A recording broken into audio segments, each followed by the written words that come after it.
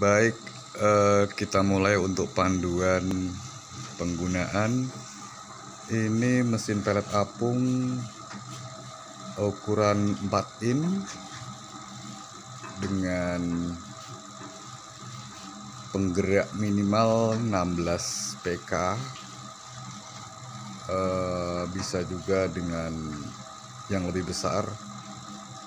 Untuk mesin ini rencananya akan digerakkan dengan penggerak diesel mobil ya.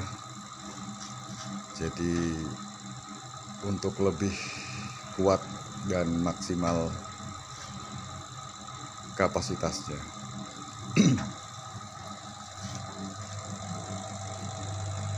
Di sini ada panelnya cukup sederhana. Panel ini untuk menjalankan feeder penuang bahan. Jadi bahan diisi di penampungan ini nanti akan otomatis menuang ke corong masuk. Kemudian juga mengatur pemotongan.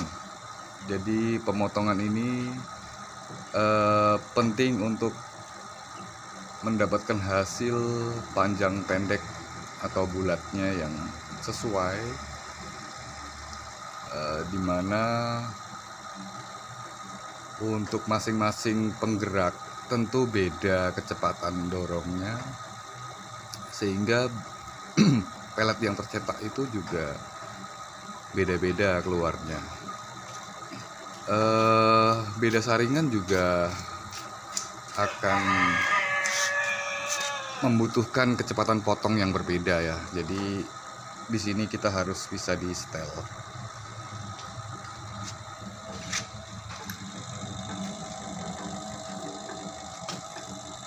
Oke, di sini ada pemantau suhu digital dan kebetulan ini menggunakan versi gas manual. Bisa juga kalau kita pakai elemen listrik. Jadi kalau untuk elemen listrik maka dia akan menyalakan otomatis dan mematikan otomatis pemanas sesuai suhu yang kita setting di sini ya. Ya, yang hijau itu suhu yang kita setting dan yang merah adalah suhu yang terbaca oleh sensor. Ya, sensornya di sini. Dan ini lampu indikator. Jadi kalau nyala berarti pemanasnya nyala atau harus dinyalakan. Kalau ini menggunakan gas manual maka gasnya dinyalakan. Untuk versi lain bisa juga dengan gas otomatis. Jadi ada tambahan busi pemantik di sini. Juga ada yang otomatis mengatur buka tutup gasnya ya. Jadi itu tergantung fitur saja.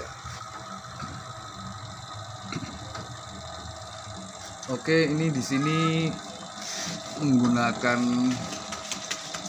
bahan plat tebal ya. Jadi untuk transmisi di sini dengan plat 8 mili.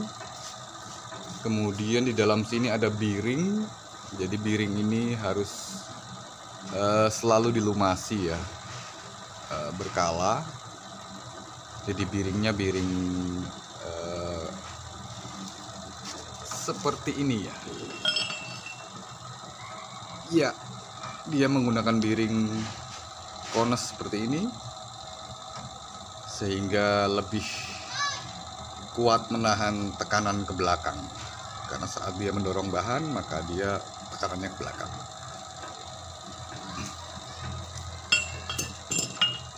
Pelumasannya dengan cara membuka ulir ya. Jadi ulir saat dibuka kita bisa masukkan lewat sini pelumasannya.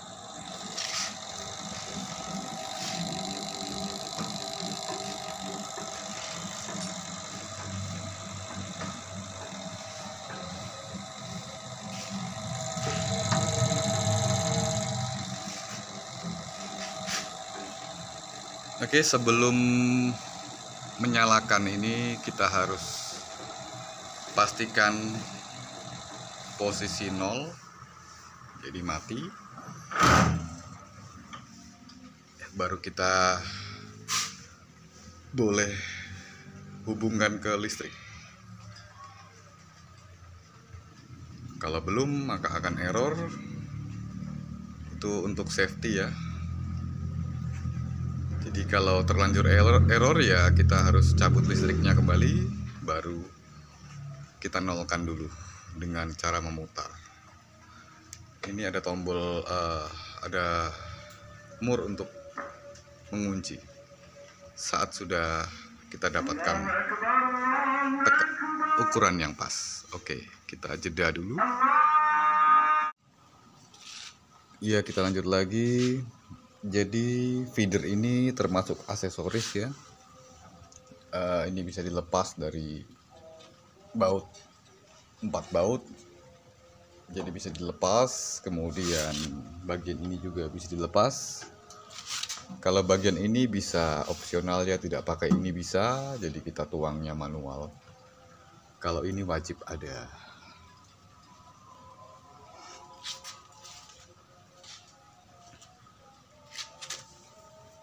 Ya, kita lanjut ke setting suhu. Jadi suhu di sini penting ya. Kita harus paham dulu bahan kita seperti apa, kemudian suhu yang dibutuhkan itu untuk pematangan berapa. Jadi saat kita setting suhu 65 seperti ini, kemudian kita dapati hasilnya kurang matang, kita bisa naikkan. Kita naikkan settingannya dengan cara tekan tombol set, kemudian kita geser. Ini 68, 69, 70. Seperti ini ya. Untuk setting suhunya, tekan lagi set. Jadi sekarang suhu 70 derajat dan ini suhu terpantau 33 derajat, 32. Jadi dia akan naik turun sesuai dengan yang terbaca oleh sensor ini ya. Kelebihan desain ini, pemanas rata-rata hanya nyala di awal. Jadi sebelum kita hidupkan mesin, jadi setelah kita siapkan bahan baku kita, kemudian baru kita nyalakan ini pemanasnya sampai suhu yang sudah kita set. Kemudian ini mati. Setelah itu kita bisa proses menjalankan atau menuang bahan sambil mencari setelan kecepatan yang pas. Jadi menuang bahan tidak boleh sampai berlebihan dan tumpah, juga tidak boleh telat ya. Jadi kalau telat resikonya mampet. Mampet itu kondisi dimana bahan yang tersisa di sini itu mengering ya, mengering karena terlalu panas.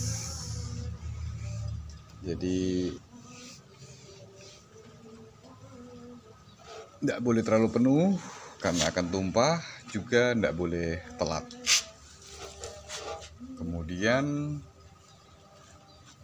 kita juga perlu menyetel kecepatan pisau sambil melihat hasilnya. Untuk penempatan di ruangan ini baiknya kita posisikan lebih tinggi sehingga jatuhnya ke sini tidak langsung ke bawah, tapi agak landai gini ya, agak landai sehingga pelet akan jatuh meluncur ke bawah. Jadi itu tergantung tata letak kita, meletakkan posisi mesin seperti apa. Jadi baiknya seperti itu ya.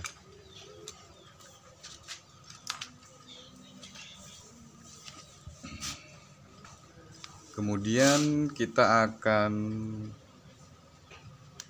mencoba bagaimana menyetel pisau. Jadi pisau ini bisa disetel ya, bisa disetel posisi pisau harus mepet dengan saringan, tapi tidak boleh terlalu bergesekan ya, karena pisaunya akan aus atau saringannya ini yang termakan. Jadi pisau ini dengan bahan TCT ya, sangat tajam dan keras, jadi saringannya yang akan termakan ya. Jarak pisau dengan saringan itu bisa sekitar 0,05 mili, atau kita kira-kira aja, yang penting dia nggak bersentuhan langsung dan mepet, dalam arti posisi pisau saat di atas, di samping, di bawah, dan di sini, artinya di semua sisi dia harus sama. Itu berarti lurus posisi as pisau ini ya, ini lurus. Jadi ini kan bisa disetel semua dengan baut. Jadi baut ini kalau kita kendorkan, ini bisa disetel arah ke sini, ke kanan kiri, ataupun ke atas dan ke bawah. Jadi untuk mendapatkan lurusnya pisau ini. Dan pisau ini sendiri bisa disetel lagi dengan baut ini untuk posisi yang paling center, yang paling lurus ya. Jadi nanti kita akan coba dan mencoba membuka ulirnya. Jadi ini ulir ini menggunakan sistem knockdownnya, jadi tidak paten sampai ke belakang. Kita cukup membuka bagian depan ini, wadah saringan, kemudian kita tarik ulirnya keluar untuk dibersihkan, karena setiap pakai kita harus selalu bersihkan. Oke, sekarang kita coba dulu untuk membuka ulirnya. Setelah itu kita akan setel pisaunya. Jadi ini bisa ditutup ya, buka tutup. Kalau kita mau buka ini, buka keluar, kita harus posisi terbuka. Lalu kita kendorkan penguncinya.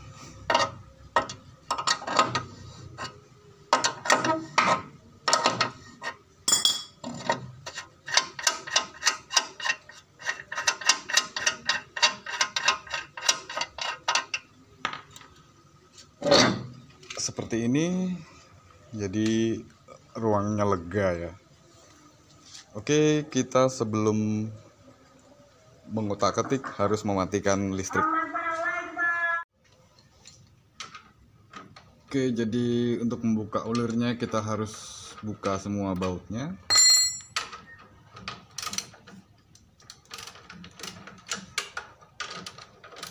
Ini waktu memasang nanti harus diagonal ya untuk mengencangkannya. Sini dengan sini, kemudian atas dengan bawah, samping dengan samping. Jadi bergantian agar seimbang.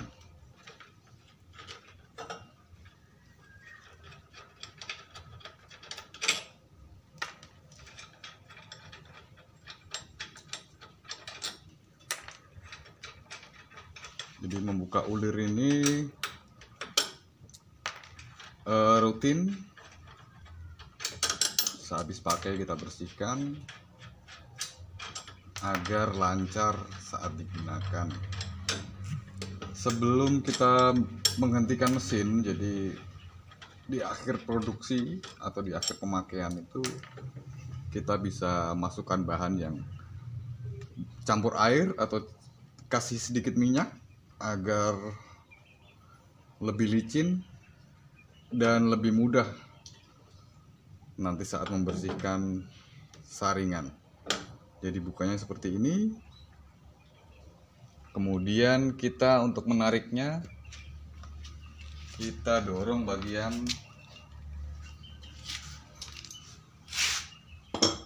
bagian sini ya. Kita dorong ke depan seperti ini.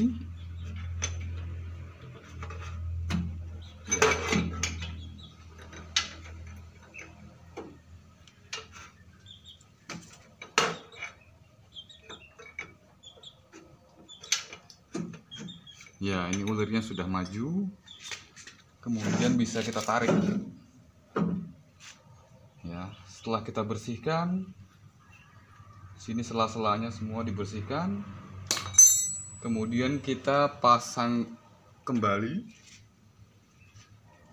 Jadi pemasangan ulir ini, ya kita perhatikan di sini ada knocknya bagian bawah itu. Kemudian di belakang sini kita paskan posisi titik 2 di sini supaya knocknya lebih mudah ya masuknya. Oke, jadi kita dorong. Lalu perhatikan di sini. Ini kita dorong harus masuk sempurna. Kalau agak miring seperti ini, dia akan gagal masuk, jangan dipaksa. Kita paskan knocknya ya. Ya.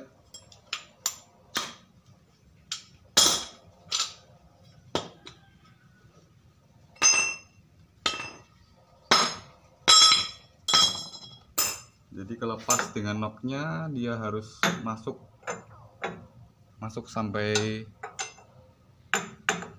penuh ke belakang ya. Kalau nggak pas berarti nggak akan masuk ya. Ini kurang masuk. Ya.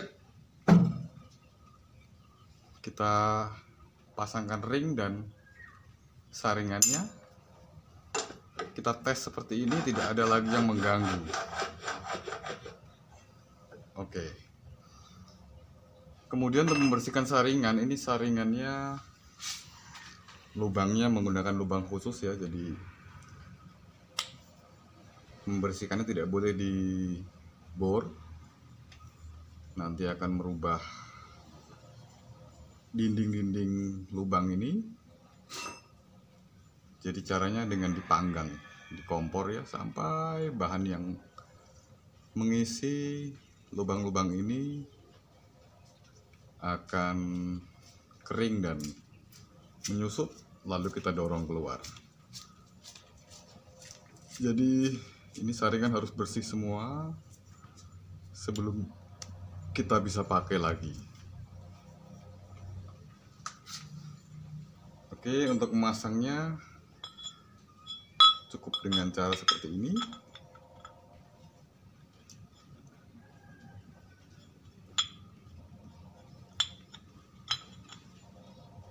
Ya, dia harus duduk dengan sempurna. Seperti ini. Kemudian kita pasang ringnya. Dan dipasang kembali. Ini ada penanda di sini. Di sini juga. Di sini juga. Jadi harus sama ya. Lalu kita pasangkan seperti ini.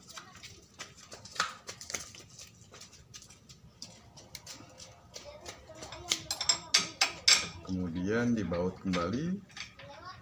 Jadi pemasangan bautnya harus seimbang ya.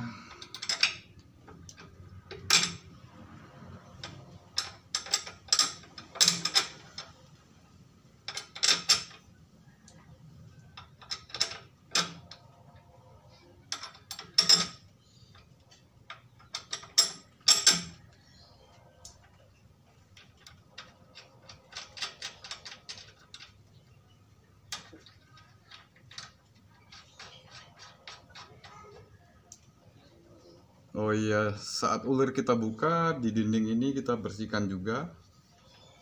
Bisa dengan bantuan spons atau apa yang bisa membersihkan, bisa masuk tangan kita karena ini ukuran 4 in. Kemudian untuk biring yang di dalam tadi itu kita bisa lumasi dengan vaselin atau grease. Itu kalau kurang grease dia akan bunyi agak berisik. Jadi kita harus peka kalau dengar suara itu, jangan sampai kita lupa.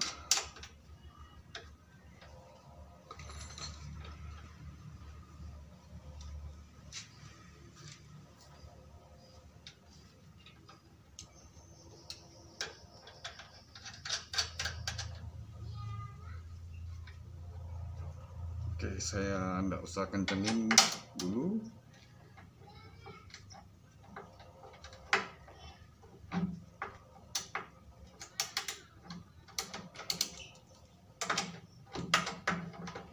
Kita lanjut ke menyetel pisau ya.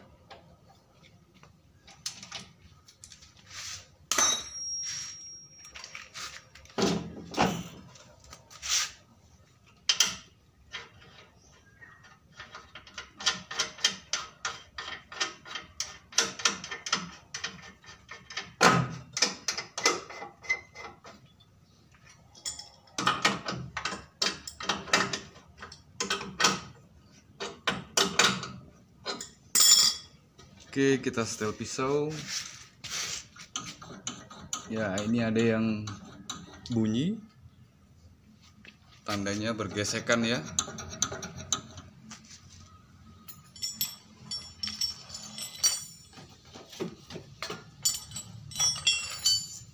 Jadi menyetel pisau dengan cara kita perhatikan yang mana yang bergesekan.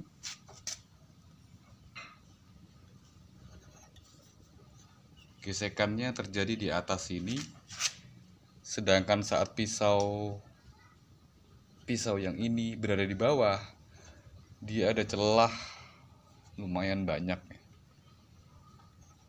Berarti posisinya as ini kurang turun ya, kurang turun bagian belakangnya atau kurang naik bagian depannya seperti ini.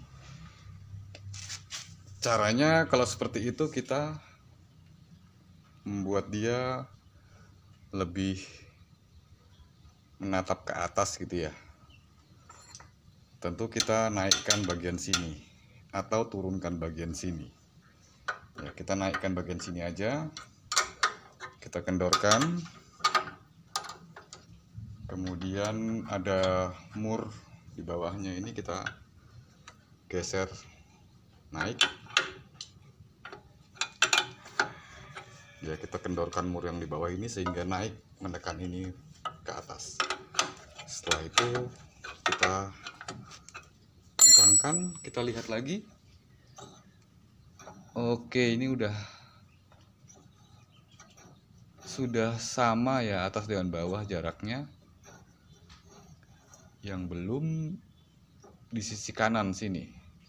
Sebelah sini masih longgar celahnya, sedangkan di sini sudah agak menempel ya. Kalau seperti ini berarti as ini kurang ke sini ya, kurang ke kiri. Kita bisa setel dengan ini, kendorkan semua, lalu menggesernya. Tapi sebelum itu kita setel dulu mata pisaunya. Jangan sampai mata pisaunya yang tidak pas.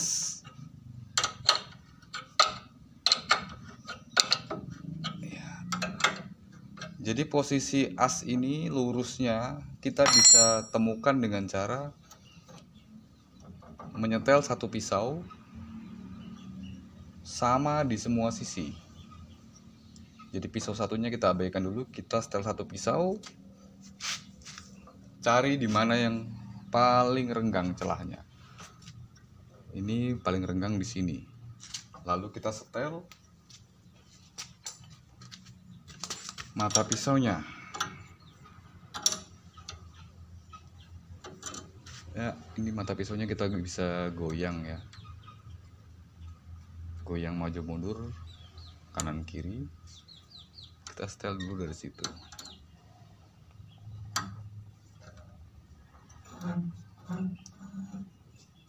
Apabila tidak berubah, berarti memang dari asnya yang tidak center ya. Oke, jadi kita caranya kendorkan semua.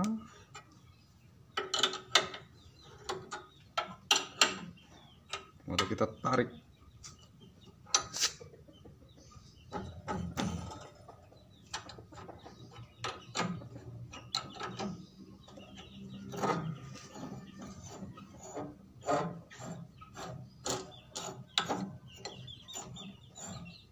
Ya, oke.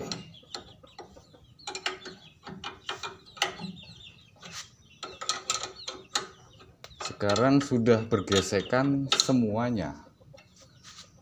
Berarti sudah center.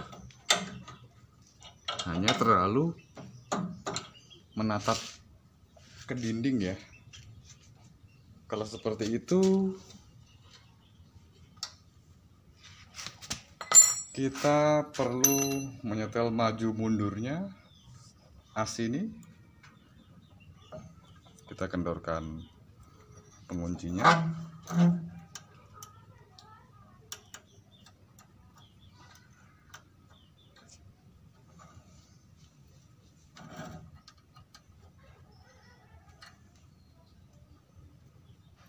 Seperti ini.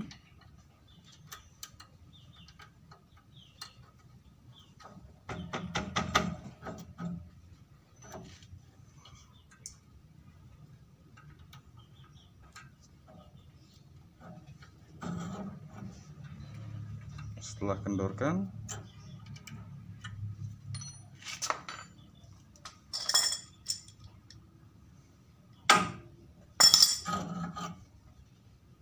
kita bisa geser ke belakang sedikit. Ya, seperti ini.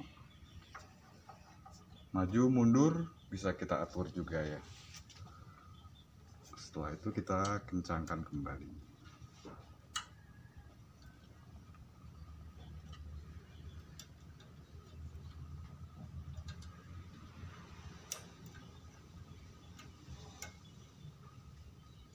Ya.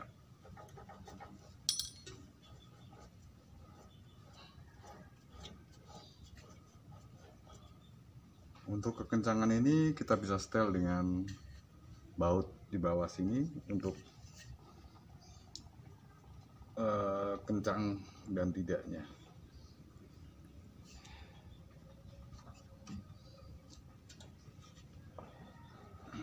Oke, kurang lebih begitu cara settingnya. Kemudian setelah siap, kita bisa mengoperasikannya.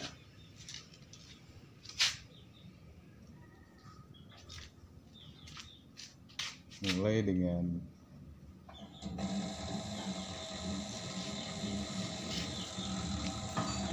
menyalakan penuang bahan,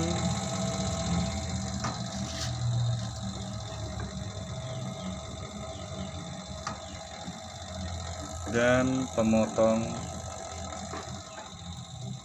peletnya.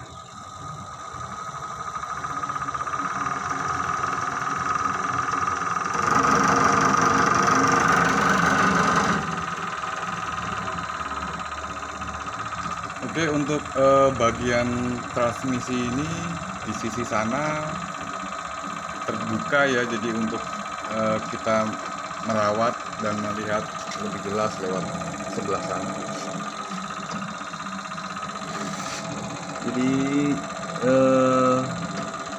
rangkaian dari transmisi ini perlu dilumasi juga ya dengan alat untuk melumasi di bagian hijau-hijau ini.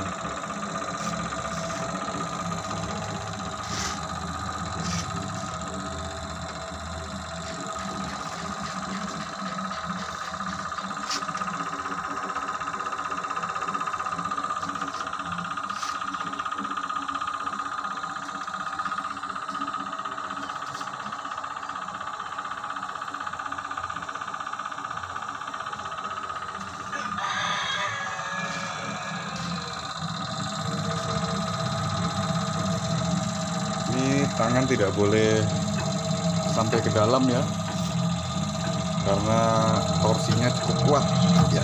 Ini kita tahan, dia tidak bisa berhenti, torsinya cukup kuat.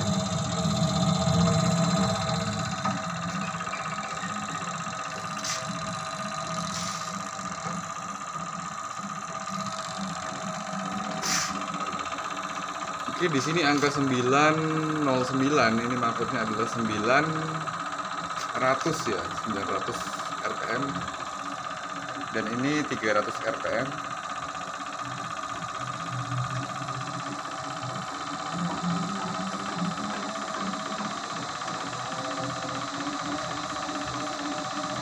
Dengan 1000 rpm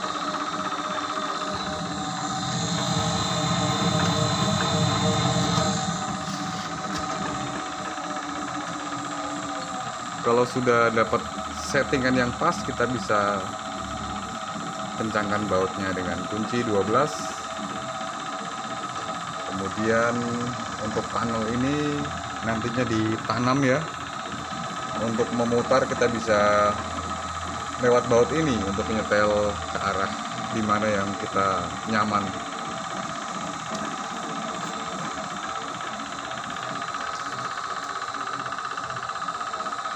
Oke, sekian dan terima kasih. Oh ya, ada yang tertinggal untuk masalah troubleshooting yang umum terjadi di mesin pelet apung ya.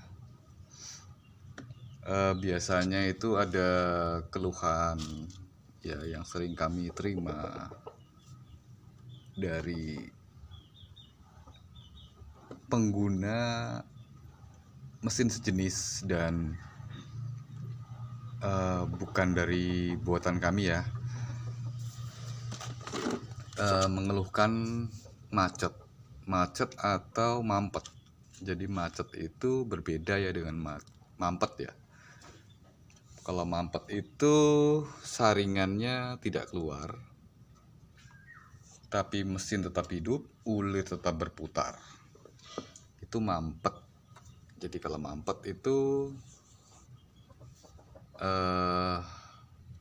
kemungkinan yang paling sering bahan kurang halus. Kurang halus dalam artian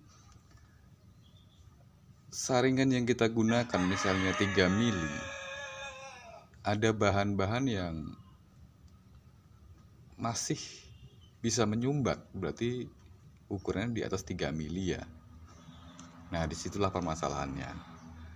Yang kedua, kalau bahan sudah halus tapi masih mampet, itu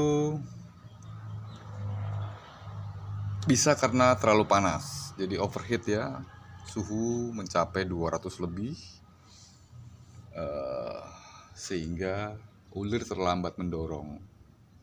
Akhirnya ada yang kering di sekitaran sini dan sini, jadi bahan itu mengeras dan tidak mau keluar.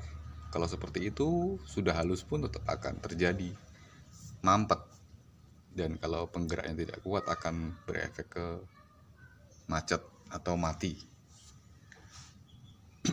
Kalau untuk hal panas seperti itu, kita bisa dengan menyesuaikan temperatur, setelan pemanas. Tapi kalau sudah dengan tanpa pemanas masih terjadi overheat, berarti kemungkinannya dari bahan, artinya bahan itu kadar airnya tidak pas. Kemudian kalau sudah dengan gonta-ganti komposisi kadar air ya, itu masih terjadi, berarti fix permasalahan di mesinnya. Yang sering saya temukan itu ulirnya tidak bisa mendorong bahan sampai habis. Jadi bahan itu hanya bisa didorong saat ada bahan lagi yang masuk. Seharusnya tidak seperti itu ya. Jadi bahan masuk 1 gayung pun itu harus didorong habis. Tersisa pun sangat sedikit di belakang saringan. sebisa mungkin bahkan hampir tidak ada yang menyumbat. Kalau seperti itu ya ulirnya mungkin yang harus direvisi seperti itu ya. Kemudian masalah jadi macet atau mampet gara-gara overheat tadi ya. Kalau kita mencetak, kemudian ini lubang saringan kan ada banyak ya, kita bisa lihat, kita buka seperti ini, kita perhatikan di lubang itu keluar semua nggak bahannya.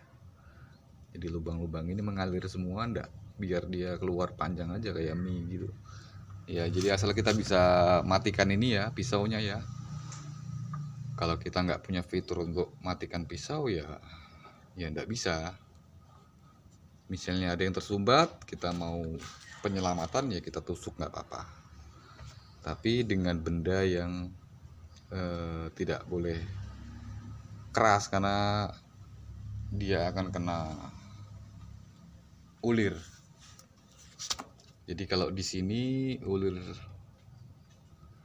yang kita pakai adalah pendorong, jadi ulir di sini kalau kena misalnya besi kita masukin, dia akan terdorong keluar, tidak ketarik ke belakangnya.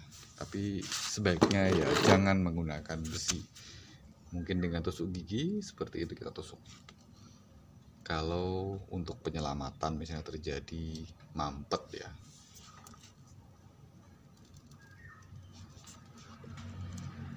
Kemudian untuk bahan baku itu